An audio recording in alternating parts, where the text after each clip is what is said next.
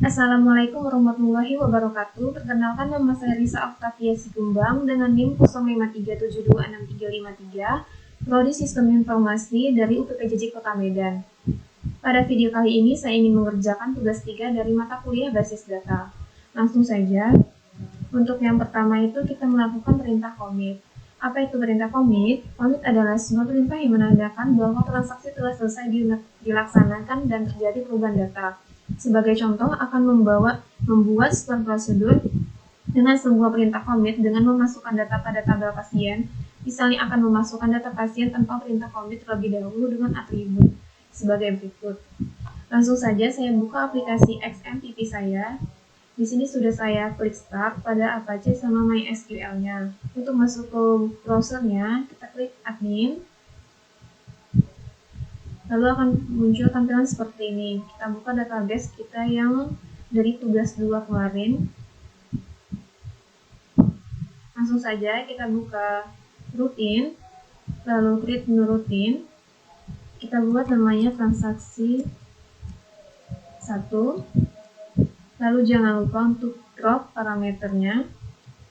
Di sini sudah saya salin untuk scriptnya agar memudahkan kita dan membuat lebih cepat untuk mengerjakan tugasnya.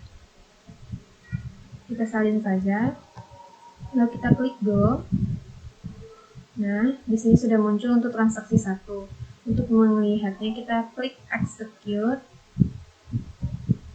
dan untuk data sasa sudah muncul di sini. Namun untuk di data pasien pada tabel pasien, nama sasa belum muncul karena kita belum melakukan commit. Dan untuk melakukan perintah commit, langsung saja kita buat untuk memunculkan nama sasa. Kita buat di sini transaksi 2. Jangan lupa untuk drop parameternya. Lalu untuk perintahnya kita buat seperti ini. Nah, di sini saya buat perintahnya itu commit di bawah sini. Lalu kita klik go saja.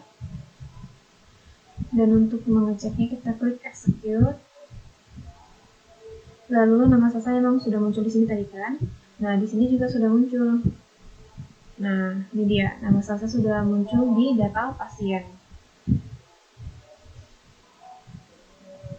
Lalu untuk selanjutnya,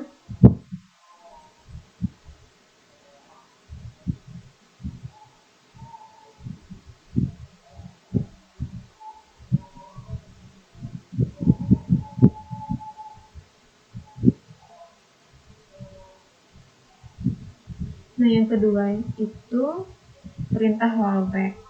Pernyataan rollback digunakan untuk menggugurkan perintah yang sedang berjalan. Hal tersebut berguna jika ada suatu hal yang tidak diinginkan terjadi pada sistem.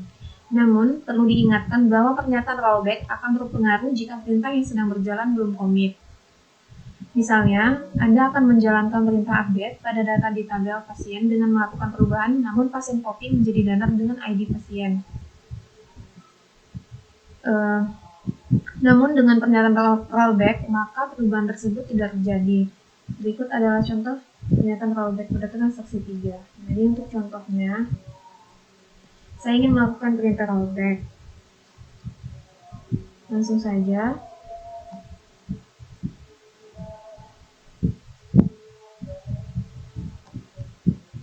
Klik routine, create new routine, transaksi 3. Drop parameternya.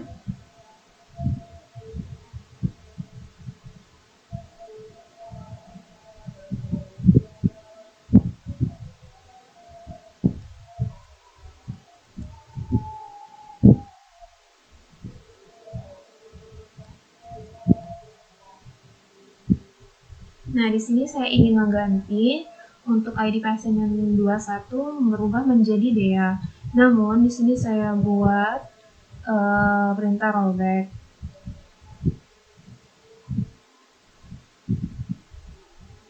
Dan ini dia hasilnya. Nah, di sini belum berubah karena saya melakukan perintah rollback. Agar datanya berubah, maka kita lakukan kita lakukan perintah insert. Nah, langsung saja kita klik rutin lagi,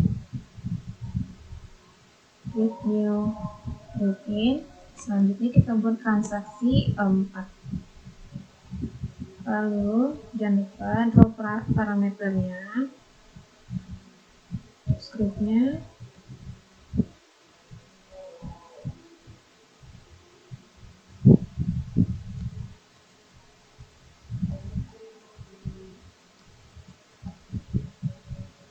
Nah, ini kan nama Rangga emang belum ada, jadi kita membuat perintahnya itu dengan nama pasien yang belum ada.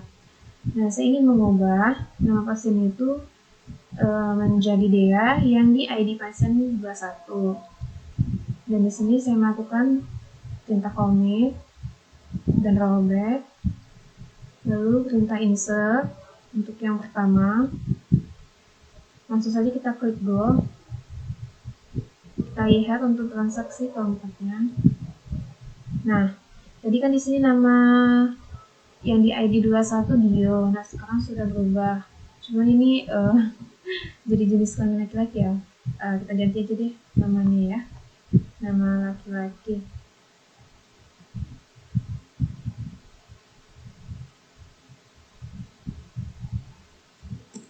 Kita buat namanya misal Gilang.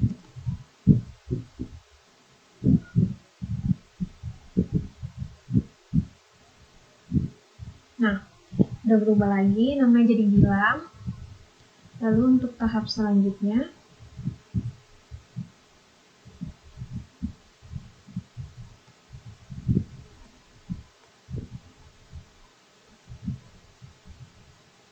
checkpoint. Checkpoint merupakan tempat titik di mana proses terakhir disimpan. Seperti yang telah Anda pelajari bahwa suatu perintah rollback adalah membatalkan atau mengembalikan suatu perintah ke kondisi di mana transaksi belum terjadi. Namun, supaya sebuah transaksi berjalan dengan optimal, maka kondisi rollback tidak harus dikembalikan ke kondisi awal. Akan tetapi bisa dikembalikan ke posisi tempat checkpoint terakhir. Misalnya, ada 3 buah data yang akan dimasukkan ke dalam basis data. Seperti contoh yang ada di gambar ini.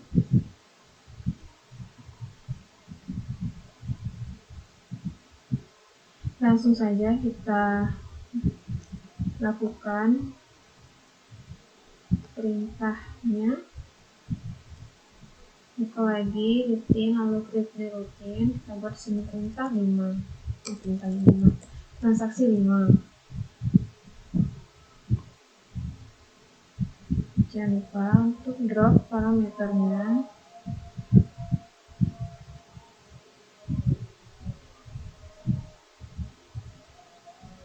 Di sini sudah saya buat untuk scriptnya. Untuk 3 data, nama pasiennya. Lalu kita salin ke sini. Ada yang salah.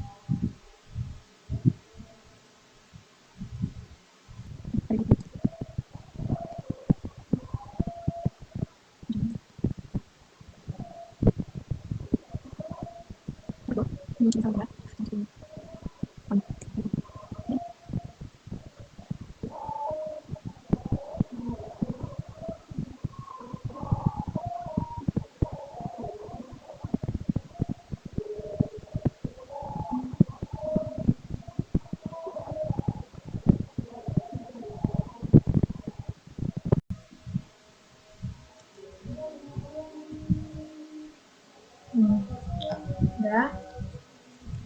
Kita lihat untuk transaksi 5-nya. Nah, di sini yang muncul itu data nama Lisa sama Fardan.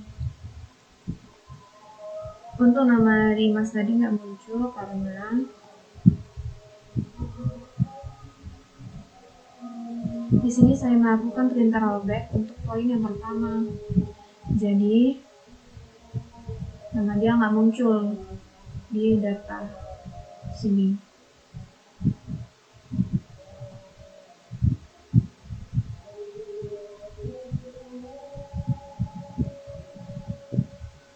Untuk selanjutnya perintah trigger. Trigger merupakan sebuah perintah atau event yang dapat memicu perubahan sebuah basis data. Event yang dapat digunakan yaitu memasukkan atau insert, perubahan atau update, dan penghapusan atau delete. Event-event tersebut ditambahkan sebuah kata kunci pemicu yang di dalam trigger terdapat dua buah kata kunci yaitu before and after. Before dilakukan sebelum sebuah perintah dilaksanakan, sedangkan after dilakukan setelah sebuah perintah dilaksanakan.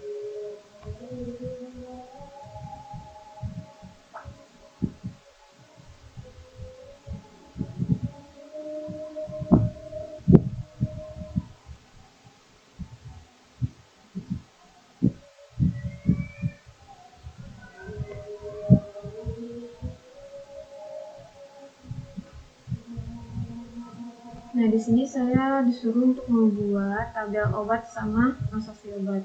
Di sini saya sudah membuat tabel obat sama transaksi obat. Selanjutnya kita membuat indeks pada tabel transaksi obat dan obat. Nah, di sini saya sudah lakukan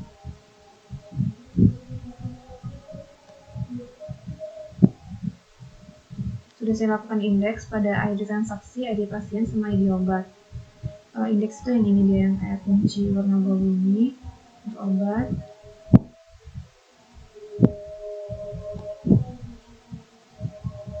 Juga sudah saya lakukan untuk ID obatnya. Selanjutnya kita lihat desainernya ini. Nah, di sini kita untuk disuruh menyusun, karena di sini sudah saya rapikan tadi agar tidak memakan waktu. Nah, di sini juga sudah checklist semua. Lalu untuk relasinya juga saya sudah hubungkan dan transaksi obat sama obat.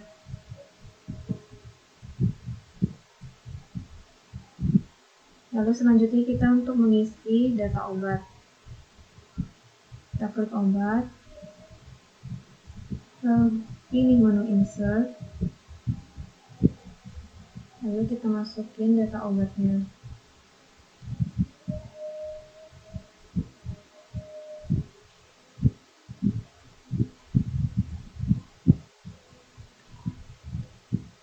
Ini.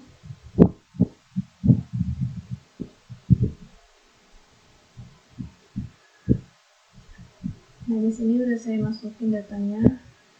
Sudah kita go.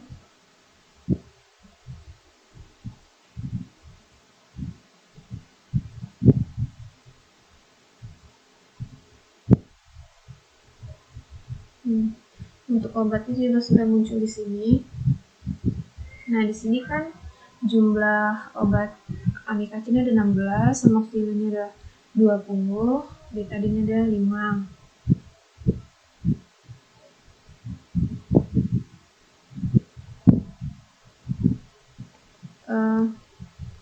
Lalu kita ingin melakukan pembelian obat. Di sini kita lakukan pembelian obat di tabel transaksi obat. Lalu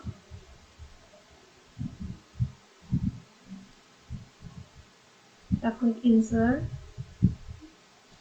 Misal saya ingin membeli yang di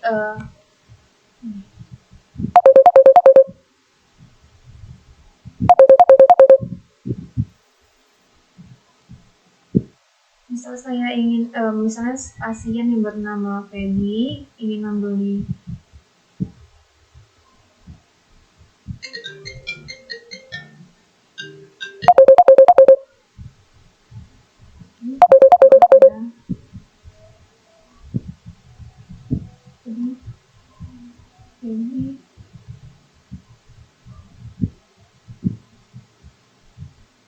Feby nomor 20. Saya ulang lagi.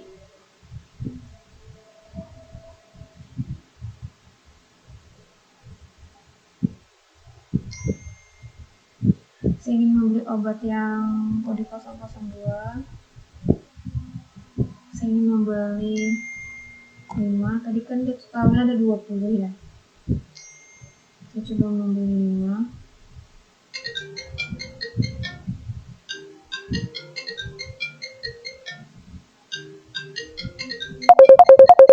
Lalu kita cek obatnya yang tadi.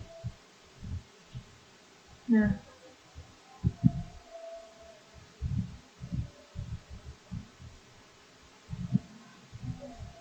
ini kita beli berapa ya? Diskon berapa?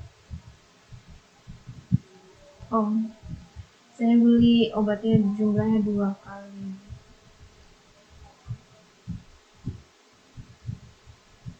Oh, sudah berkurang. Nih di sini saya beli obatnya 5. Jadi obatnya itu tinggal 10 untuk yang amoxicillin.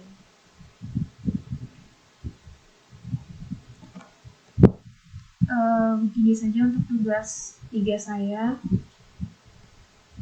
Mohon maaf bila ada yang kurang. Wassalamualaikum warahmatullahi wabarakatuh.